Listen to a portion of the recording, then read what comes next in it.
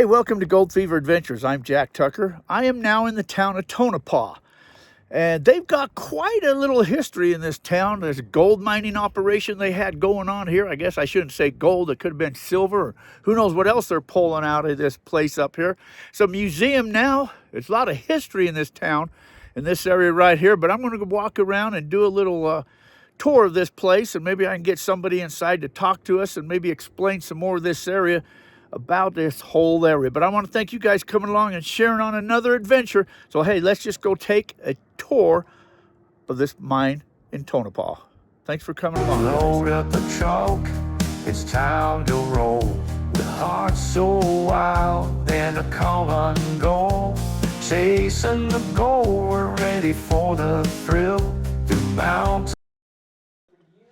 Hi, my name is Grace Gearhart. I'm here at the Tonopah Historic Mining Park. I'm one of the tour guides, and just going to go over some brief history of how Tonopah was discovered.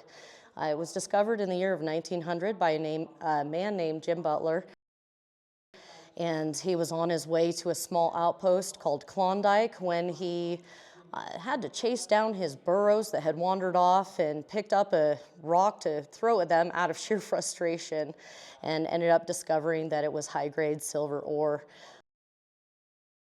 This town kicked off by the fall of 1900 and was in the midst of brand new discovery, bringing in all kinds of folks from all over the place, and really was a very exciting event, seeing as the Comstock lode had dried up about 20 years prior. Most folks had abandoned the state at that time, and well, folks came flooding in and started trying to discover all their mining opportunities.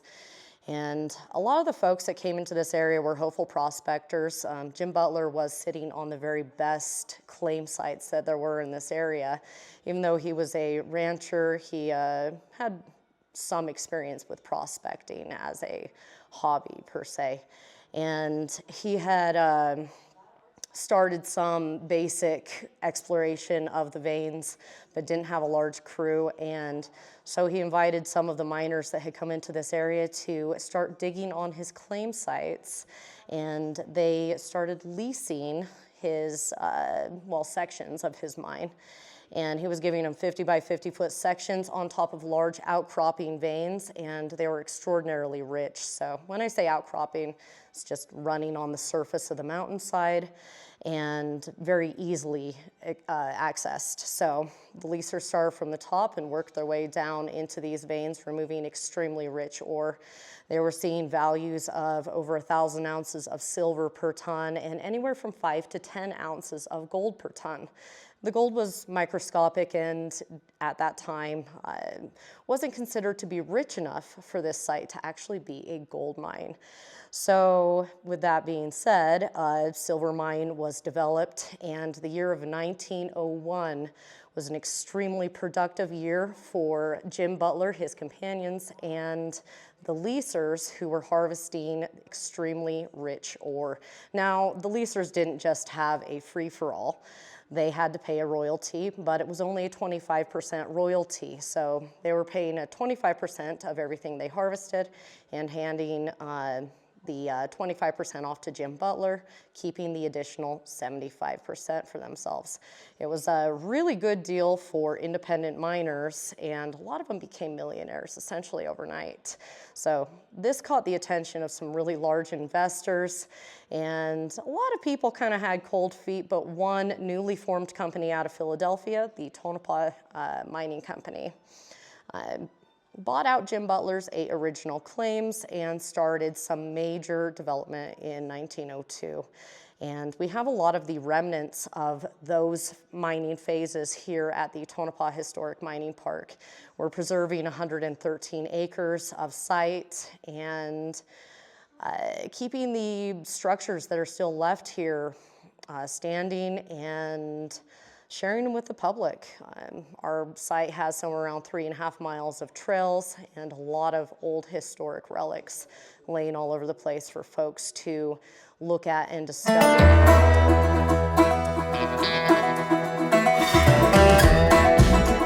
Mining here ended about 1948 and was never really started again as an active mining development. But a lot of investors were interested in the potential remnants that were still in the mines. Most mines don't shut down because they ran out. A lot of times they shut down because of financial difficulties, per se. And that's exactly what happened with the Tonopah Mining Company. They ran out of funding, and silver mining just really wasn't something that was very profitable in the year of 1948. So they shut down hoping to come back, but they never did, and eventually sold out to a company called Summa Corporation in 1968. And Summa Corporation reopened the Mizpah mine, which was the most lucrative and profitable mine out of all of them in this area at the time. So they reopened it and decided to go down there and start collecting samples. And what they found was that there was still extraordinarily rich silver deposits below ground. But unfortunately, those silver deposits didn't have the gold values that Summa wanted to see. And so they eventually sold off to another company called Tenneco, and Tenneco came to pretty much the same conclusions, eventually selling off to a company called Echo Bay. Echo Bay sat on this site, and honestly, I think they were waiting for silver values to rise, which they never did. By the time the 1980s rolled around, we started seeing a lot of entities like OSHA, MSHA, and the EPA coming into play and starting to have a lot of real pull, I guess, when you look at some of these operations. And so this site, being an older mine that had not really been kept up or kept to code, became a massive liability. So Echo Bay just decided that they were going to donate the entire property and everything included to Nye County. Nye County turned it over to the town of Tonopah, and so we're sitting on a phenomenal, well-preserved site here with some very, very nicely intact stopes available for our guests to view. And we've got some really nice original buildings that are still standing, some of which our guests can actually enter, walk through, see the old machinery still sitting in place, and see lots of tools that were used right here on site that were abandoned when they were no longer needed. So the Tonopah Historic Mining Site, or Mining Park, I should say, offers a really, really unique experience for a lot of folks. Intact mine sites are becoming a lot more difficult to find, and most of what people can get to as far as ghost towns go, it's time or vandalism has really taken its toll. And so they've fallen over or become not much to look at. Here we offer a very, very real step into the past. And we're constantly working to keep our structures and our site standing and in good condition so that it can be shared for many generations to come.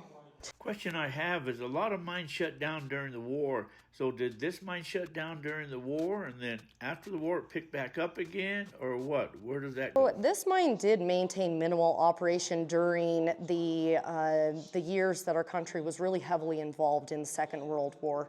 But unfortunately, that was kind of the downfall of this operation, because they switched from trying to produce a silver ore to harvesting some of the other trace elements like copper, lead, and zinc. So unfortunately, this site not being extraordinarily rich in those elements, trying to process them didn't really give the high yields or returns that the Tonopah Mining Company actually needed to survive and thrive. So I'm assuming that it's not currently being mined right now. Is there any estimation of how much gold, ore, or veins are still left here in these hills? As an estimation goes, I don't have one, but there is still a lot down there, and it's not necessarily in the old mines. Old timers would chase after the vein material that they could see, that they could get to, and that they could follow. But a lot of times in these deposits, like what we have here, which are epithermal deposits, which are forced up through volcanic activity into the crusting of the earth, A lot of times you'll find that there's a deposit that's easy to locate and then additional deposits that may be below or to the side of the primary deposits. And that's exactly what happened here in this area. There was always rumored to be a vein or a break-off deposit of the original material that was discovered here during those first few very exciting years of discovery in Tonopah. And we currently have a company that is chasing into that really soon here. They're doing a lot of core sampling. BlackRock Silver is one of those primary companies, and they're looking at opening an underground portal within the next year or two, as far as I know. But sometimes these things take a little longer than we are told. And what they'll be doing is diving down about 3,000 feet deep into the earth and getting underneath the original deposits and the areas that were mined out historically and harvesting large ore bodies that are still down there. And they'll be seeing some of the same values that were seen during those initial discovery days. So we're talking, you know, those 1,000+ ounces of silver per ton and anywhere from 5 to 10 ounces of gold per ton. Now, for the old timers, those values weren't really significant, but in today's modern world and our ability to harvest mass quantities and process the mass quantities, that's very much a gold mine, maybe sitting on a mother lode. So the gold ore that they took out of here, was they actually processing it here using chemicals, or did they haul it away somewhere else?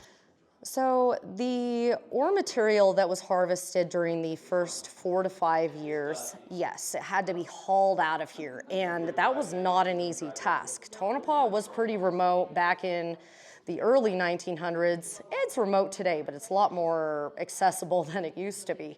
And there was no rail line anywhere close to this area for the first 4 years. But by late summer of 1904, a narrow gauge rail line was brought into Tonopah, was later replaced by a standard gauge in 1905. And that made it a lot easier to get ore material hauled out. In general, that ore material was being hauled to Salt Lake City, Utah, and processed at the mill sites there. But the Salt Lake City mill sites started charging a premium for Tonopah ore because it was rich, and they felt like, well, these guys don't have any other options, so why not?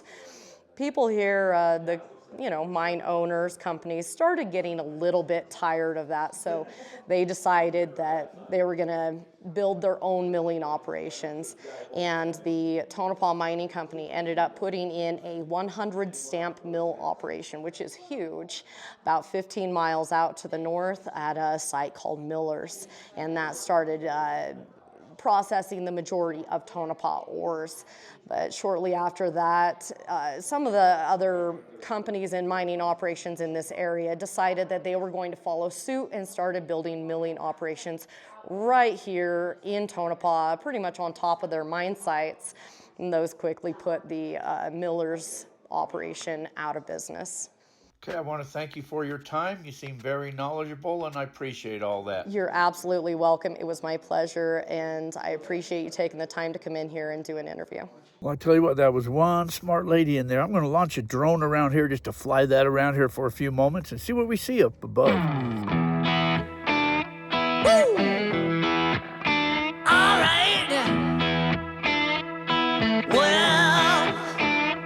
I've been down so long that my mind can't get no rest. No, I've been down so long that my mind can't get no rest. No, this ain't easy, darling. There's a 5-stamp mill, and generally at the end of that there's a slick plate. After it pulverizes all that ore, it goes down, and they can process that ore a couple different ways. It comes out right there, and then it probably just goes right into the ball mill. And then who knows where it goes after that. I could just imagine the operation they had going on back here in the heyday. I know there's a lot of silver was taken out here, but I bet you there's a lot of gold taken out of here too. Could you imagine seeing those gold bars? Man, would have been awesome. I don't know if I'd want to live back in those days. You know, them miners, they were pretty tough people. You had to be pretty tough, thick skin, really, to be a miner. And a lot of them didn't live that long either. But, you know, the sad thing is, though, a lot of these towns and a lot of the history all started because of the miners. It's the miners that made this country rich. By pulling all that gold out of the ground and putting it back into the economy, that's what made this country rich. You gotta remember that. A dollar just circulates from hand to hand to hand. But every time you pull gold out of the ground and put it back in the economy, you're actually strengthening the economy. So thank a miner if you ever see him.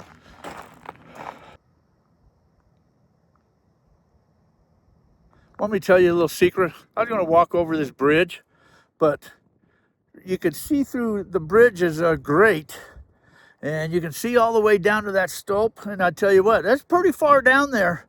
My knees started locking up, and I said, man, I can't make this here. So I didn't walk over the bridge. Sorry, everybody. I'll film it from a distance.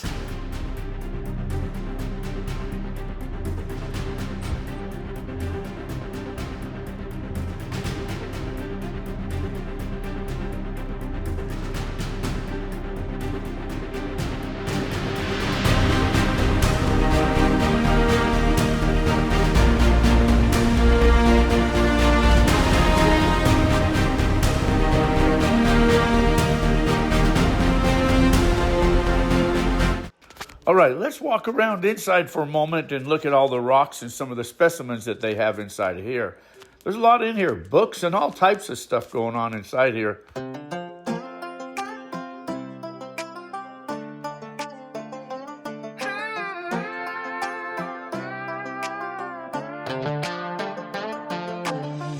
In the dusty streets where the legends roam, Tonopah's heart beats like a miner's home. Jim Butler's fire brought the silver light to a town that grew in the dark of night. Oh, stories at the old walls hold of fortunes made and friendships bold.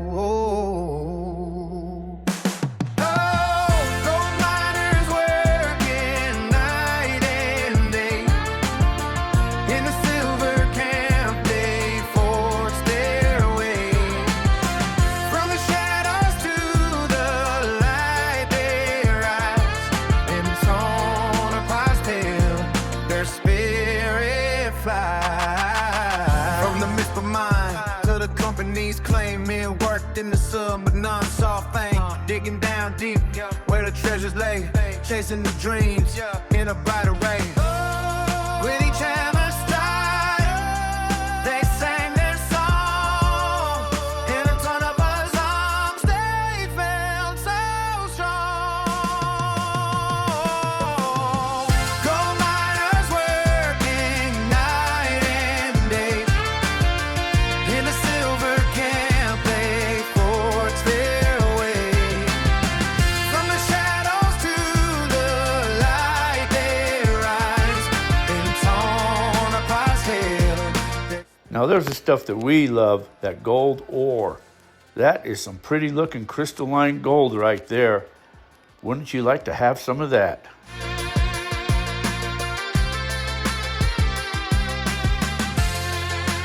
So here's to the past and the dreams they leave.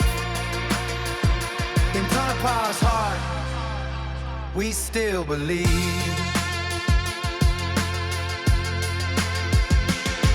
Well, I guess that's the end of this little tour here. So we're off to the next adventure. I want to thank you guys stopping by, sharing on these adventures. Please like, share, make sure you subscribe, leave a comment down below. So until our paths cross again, you guys all take care. Have a fantastic day, and thanks for watching, everyone.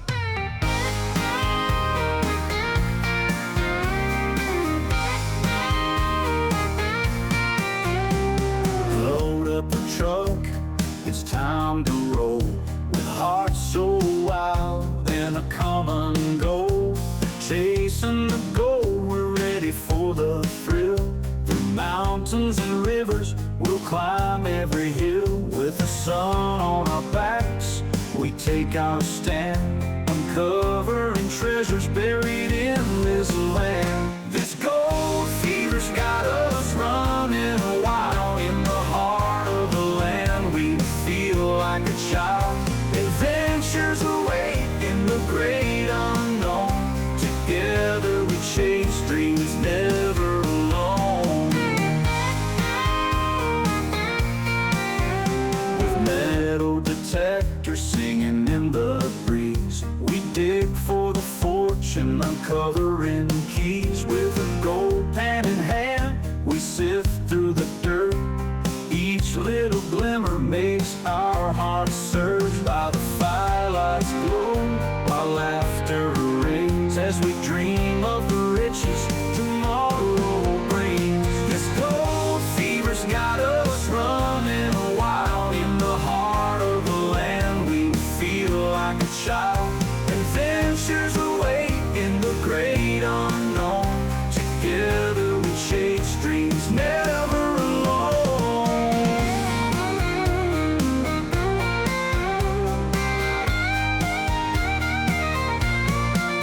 By the firelight's glow, our laughter rings as we dream of the riches tomorrow brings. This gold fever's got us running wild. In the heart of the land, we feel like a child. Adventures await in the great unknown. Together we chase dreams, never alone. So here's to the nights beneath the stars. With our hearts full of dreams, we'll go far.